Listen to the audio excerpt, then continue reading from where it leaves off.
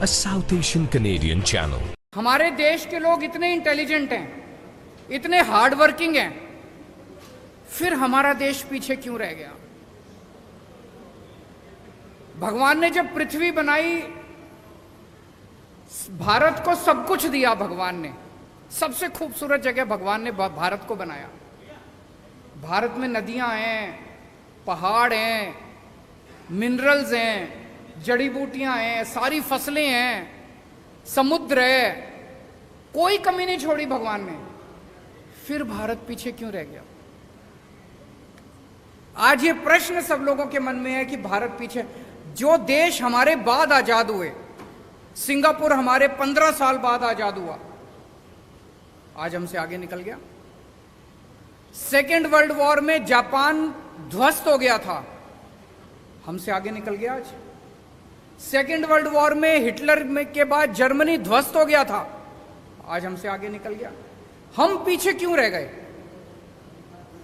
कुछ लोग पूछते हैं, can India lead the world? Why not? हमारे पास दुनिया के बेस्ट इंजीनियर हैं, बेस्ट डॉक्टर हैं, बेस्ट किसान हैं, बेस्ट वकील हैं, बेस्ट टैलेंट है दुनिया का। फिर हम आगे क्यों नहीं बढ़ सकते? हमारा सिस्टम खराब है। पिछले 75 साल के अंदर इन पार्टियों और इन नेताओं ने मिलके हमारे देश के अंदर केवल राजनीति की है, गंदी राजनीति की है। इनके भरोसे अगर छोड़ दिया तो अगले 75 साल भी देश को ये आगे नहीं बढ़ने देंगे। अगले 75 साल भी भारत पीछे रह जाएगा। अब उम्मीद केवल एक ही है, इस देश की जनता। अगर 130 करोड़ लोग एक साथ इकट्ठे हो जाएं तो भारत को दुनिया का नंबर 1 देश बनने से कोई नहीं रोक सकता। पूरा देश इकट्ठा हुआ था 1947 में। जब सारा देश इकट्ठा हुआ 1947 में, हमने अंग्रेजों को उठा के बाहर फेंक दिया। आज अगर हम सारे जने इकट्ठे हो जाएं, भारत को दुनिया का नंबर 1 देश बनने से कोई नहीं रोक सकता। उसी मिशन पे हम लोग निकले हैं।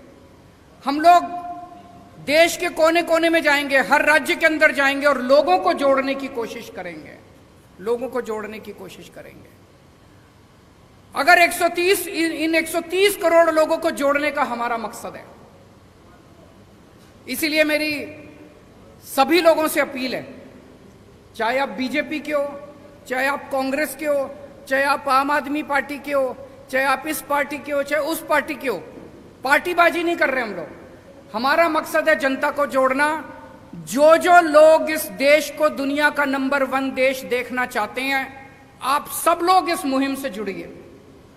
इस मुहिम से जुड़ने के लिए इस नंबर पे मिस्ड कॉल करनी है, 951001000100। मैं दोबारा रिपीट कर दूं, 951001000100। भारत को दुनिया का नंबर 1 देश बनाने का क्या मतलब है? हमें इस देश के हर बच्चे के लिए अच्छी शिक्षा का इंतजाम करना पड़ेगा। हमें इस देश में हर भारतीय के लिए अच्छे इलाज का इंतजाम करना पड़ेगा। हमें इस देश में हर व्यक्ति के लिए बिजली, पानी, रोजगार का, हर युवा के लिए रोजगार का इंतजाम करना पड़ेगा। भाषण देना बड़ा आसान है, मैं भी भाषण दे सकता हूं, दुनिया का नंबर 1 देश बनाएंगे, लेकिन काम करना बड़ा मुश्किल है, बड़ी मेहनत करनी पड़ेगी। और इन सारी चीजों में सबसे इंपॉर्टेंट एक चीज है, वो है शिक्षा। मुझे लगता है 1947 में हम लोगों से एक गलती हुई थी। जैसे ही देश आजाद हुआ, आजाद भारत को सबसे ज्यादा तवज्जो शिक्षा पे देनी चाहिए थी। 1947 में ही हमें मिशन मोड में, वॉर मोड में, हर गांव के अंदर, हर मोहल्ले के अंदर अच्छे सरकारी स्कूल, फ्री शिक्षा, शानदार शिक्षा का इंतजाम करना चाहिए। लेकिन दुख की बात यह है कि आजादी के वक्त भी नहीं किया और अब 75 साल के अंदर भी हमने शिक्षा के ऊपर उतनी तवज्जो नहीं दी। लेकिन अब और इंतजार नहीं कर सकता भारत। अब हमें वॉर मोड में पूरे देश के अंदर अच्छी और फ्री शिक्षा का इंतजाम करना है। मैंने आज ही चिट्ठी लिखी है प्रधानमंत्री जी को। प्रधानमंत्री जी ने अभी 5 सितंबर को ऐलान किया कि 14,500 स्कूलों को केंद्र सरकार पूरे देश में अपग्रेड करेगी, बहुत अच्छी बात है, हम बधाई देते हैं उनको। लेकिन देश में 10 लाख 10.5 लाख सरकारी स्कूल हैं।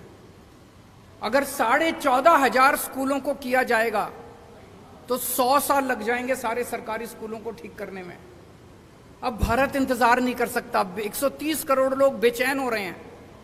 मेरा उनसे निवेदन है, मैंने आज ही चिट्ठी लिखी है प्रधानमंत्री जी को, कि सारी राज्य सरकारों को एक साथ लीजिए और वॉर मोड में, मिशन मोड में हम अपने 10 लाख सरकारी स्कूलों को 5 साल के अंदर ठीक करके दिखाएंगे।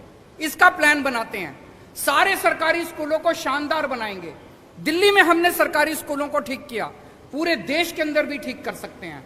हम उसके लिए तैयार हैं। जो मदद हमसे चाहिए हम उसको करने के लिए तैयार हैं। दिल्ली में हमने कम पैसे में और बहुत शानदार स्कूल बना दिए। अब पंजाब के अंदर मान साहब सरकारी स्कूलों को ठीक करने में लगे हुए हैं, वहां भी ठीक करेंगे। पूरे देश के अंदर अपने को मिलकर करने हैं। देश में इस टाइम एक गलत ट्रेंड चल रहा है। जैसे हरियाणा के अंदर मौजूदा सरकार ने लगभग 190 सरकारी स्कूल बंद कर दिए। उसके पहले की केंद्र कांग्रेस सरकार ने 500 स्कूल, 700 स्कूल बंद कर दिए। इन दोनों सरकारों ने मिलकर पिछले कई सालों में, पिछले कुछ सालों में। सरकारी स्कूल अगर हम बंद करते जाएंगे तो गरीबों के बच्चे कहां पढ़ेंगे? कहते हैं सरकारी स्कूल में बच्चे कम आते हैं, कम आने लग गए। आपने सरकारी स्कूलों का ऐसा बेड़ा गर्क कर दिया कि गरीब आदमी अब अपने बच्चों को सरकारी स्कूल में नहीं भेजता। वो अपना पेट काट के 2 टाइम की रोटी कम खा लेगा, प्राइवेट स्कूल में भेजना चालू कर दिया। आप सरकारी स्कूलों को बंद करने की बजाय उनको शानदार बना दो। देखो बच्चे आने लग जाएंगे, अमीरों के बच्चे भी आएंगे। दिल्ली में अमीरों के बच्चे भी आ रहे हैं। तो ये सरकारी स्कूलों को बंद करने का जो सिस्टम पूरे देश के अंदर चल रहा है, ये बड़ा डेंजरस है, बहुत डेंजरस है। देश में 27 करोड़ बच्चे रोज स्कूल जाते हैं। इनमें से 18 करोड़ बच्चे सरकारी स्कूलों में जाते हैं। अगर हमने सरकारी स्कूल बंद करने चालू कर दिए, 18 करोड़ गरीब बच्चे कहां जाएंगे? क्या 18 करोड़ बच्चे अनपढ़ रह जाएंगे? अगर 18 करोड़ बच्चे हमारे अनपढ़ रह गए तो देश कैसे तरक्की करेगा? मुझे नहीं लगता इससे पहले किसी पार्टी ने 70 साल के, 75 साल के आज़ादी के समय के दौरान ये बातें उठाई होंगी, क्योंकि उनके मुद्दे धर्म से, नफरत से, इधर उधर की बातों से भरे होते हैं। शिक्षा की बात, स्वास्थ्य की बात, बिजली की बात, इंफ्रास्ट्रक्चर की बात,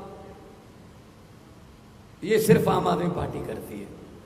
जब छोटे होते थे तो अकेला दूरदर्शन चलता था, तो दूरदर्शन पे एक ऐड आती थी, मिले सुर मेरा तुम्हारा तो सुर बने हमारा। और उसमें पूरे देश के सभी वेशभूषा वाले लोगों को सम्मिलित किया गया था। एक पंजाब से भी था जो ट्रैक्टर पे जाता था, कोई तमिलनाडु से भी था, कोई गुजरात से भी था, कोई बंगाल से भी था। तो पूरे देश का सुर मिलेगा तो एक सुर बनेगा। यही बात आम आदमी पार्टी कह रही है कि अगर 123 करोड़ लोगों का सुर मिल गया एक बार, तो वो सुर जो होगा वो देश को नंबर 1 बना देगा। So make India number 1। Ukraine 25-26 साल पहले आजाद हुआ। हमें तब पता चला जब हमें वहां से बच्चे निकालने पड़े। अपने मेडिकल के स्टूडेंट्स को उनकी जान बचाने के लिए उनको वहां से लाना पड़ा कि हमारे इतनी तादाद में बच्चे बाहर जा रहे हैं। वो कोई नालायक बच्चे नहीं थे, वो कोई ऐसे बच्चे नहीं थे जिनको यहाँ एडमिशन नहीं मिल सकती। वो 99.9, 99.8, 99.7 वाले बच्चे थे। क्यों जाना पड़ा? यहाँ कोटा सिस्टम है जी, ये चेयरमैन का कोटा है, ये फलां का कोटा है, यहाँ सिफारिश चलती है, यहाँ पैसे चलते हैं। तो पेरेंट्स सोचते हैं जो काम 30 लाख में यूक्रेन में होता है वो यहाँ 3 करोड़ में होता है। तो 25 साल पहले आजाद हुआ देश, हमसे ज्यादा मेडिकल इंफ्रास्ट्रक्चर में हमसे ऊपर चला गया। हम क्या करते रह गए? हम तो नारे लगाते रह गए, हम एक दूसरे को कोसते रह गए, एक दूसरे की निंदा करते रह गए। तो देश तभी बढ़ेगा जब सब ऊपर होंगे, देश तभी आगे बढ़ेगा जब सबका सुर मिलेगा। ये पोलराइजेशन, ये नफरत की राजनीति देश को आगे नहीं लेके जा सकती। पंजाब अनाज में देश को आत्मनिर्भर करने वाला स्टेट है। पंजाब के नौजवान आज भी चाइना पाकिस्तान बॉर्डर पर सीना ताने खड़े हैं। पंजाब माना गया है न्यू आइडियाज के लिए, नए इनकलाब्स के लिए। दिल्ली में इन्होंने जो शिक्षा की क्रांति लाई अरविंद केजरीवाल जी ने, स्वास्थ्य में क्रांति लाई, मोहल्ला क्लिनिक, हमने 100 मोहल्ला क्लिनिक, अभी 6 महीने हुए नहीं है हमारी सरकार को बने हुए पंजाब में, 100 मोहल्ला क्लिनिक खुल गए। जून जुलाई से बिजली के बिल जो है जीरो आने लगे। सेना में जो जवान फर्ज निभाते हुए अपनी जान कुर्बान करता है, 1 करोड़ रुपया उसको मिलता है। विधायकों को 1 बार की पेंशन ही मिलेगी।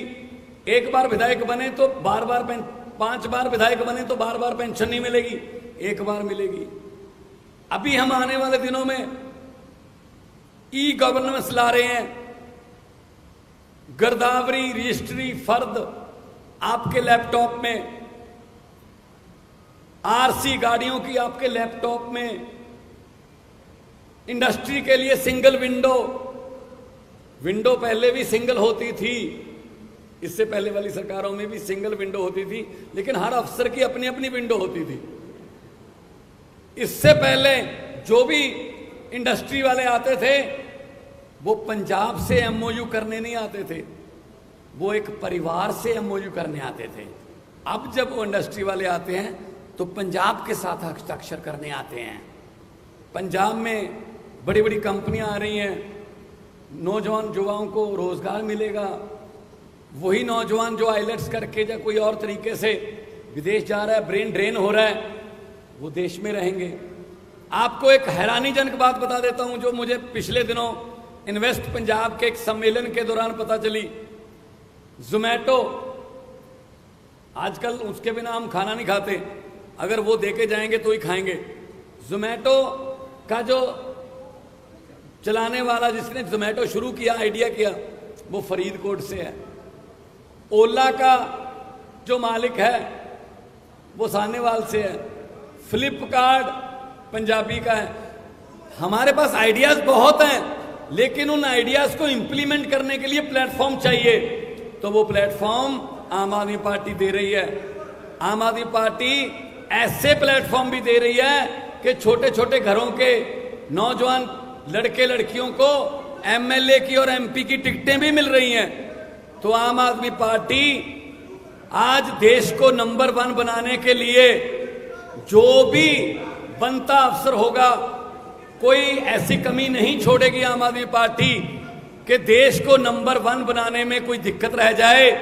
क्योंकि जैसा कि अरविंद केजरीवाल जी ने कहा है कि देश तभी आगे बढ़ सकता है जब सब आगे बढ़ेंगे।